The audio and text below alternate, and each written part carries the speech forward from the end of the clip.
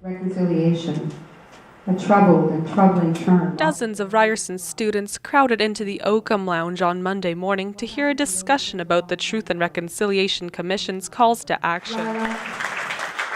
The event kicked off a day devoted to Indigenous solidarity, the first day of Social Justice Week at Ryerson.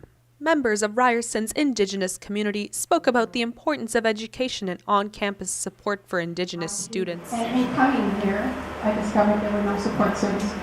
And so when I came, I asked that question, why isn't there support services here? Monica McKay was one of the speakers.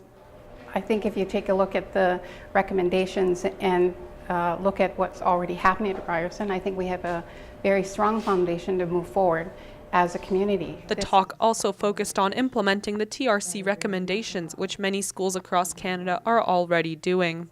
We need to take on the responsibility to educate ourselves and educate all our students about Indigenous issues.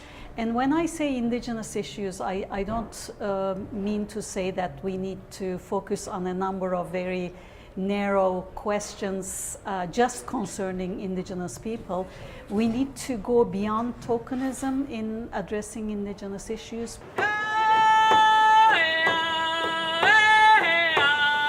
The talk was followed by a rally on Gould Street and a march by Idle No More Toronto, which celebrated Indigenous culture and honored missing and murdered Indigenous women.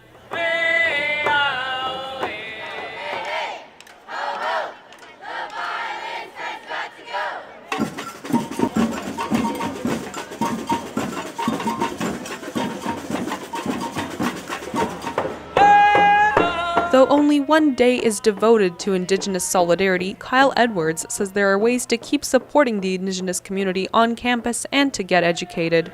It's a little unfortunate that we have one day to talk about these issues, but the reality is there are meetings. Again, there are meetings that are happening almost bi-weekly here on campus that non-Indigenous students are able to come to. They're able to come and learn and hear what our side of the story is, which isn't told that often.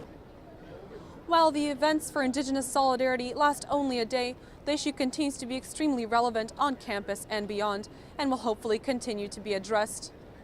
This is Alina Bykova, RUtv News.